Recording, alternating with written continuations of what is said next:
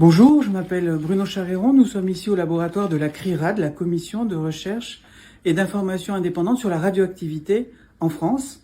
On nous a demandé un avis sur les risques que représente l'extraction de sable riche en minéraux lourds à Madagascar pour en particulier avoir accès à des terres rares.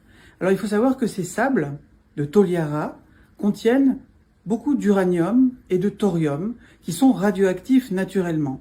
Alors, il y a un peu d'uranium et de thorium partout dans le sol, y compris ici dans le laboratoire. Il y a donc un niveau de radioactivité naturel. Lorsqu'on approche l'appareil d'un sable banal, la radioactivité n'augmente pas. En revanche, si on s'approche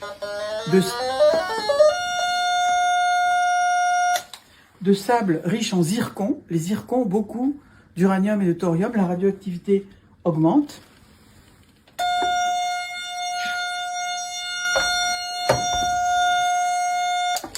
Et elle va être encore plus élevée à proximité de sable riche en monazite, ce qui est également le cas à Toliara, puisque là on a un taux de radiation pratiquement 20 à 30 fois supérieur à la normale.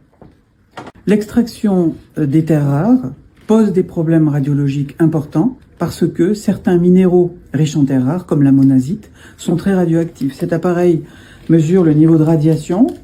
Il est ici de l'ordre de 70 coups par seconde. Je mets le son. Et lorsqu'on va s'approcher d'un échantillon riche en monazite, la radioactivité augmente très fortement.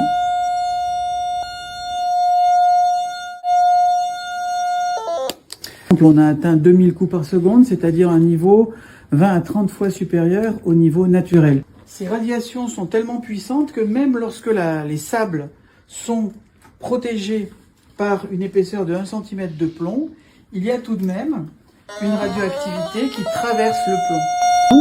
La radioactivité reste tout à fait importante, Elle est de l'ordre de 300 coups par seconde.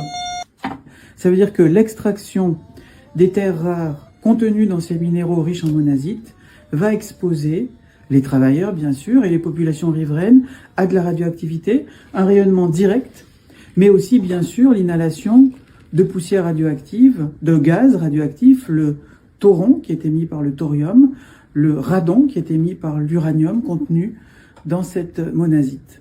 Et donc, cette extraction va induire des problématiques de pollution radiologique de l'air, de l'eau, des sols et de la végétation aux alentours des sites d'extraction.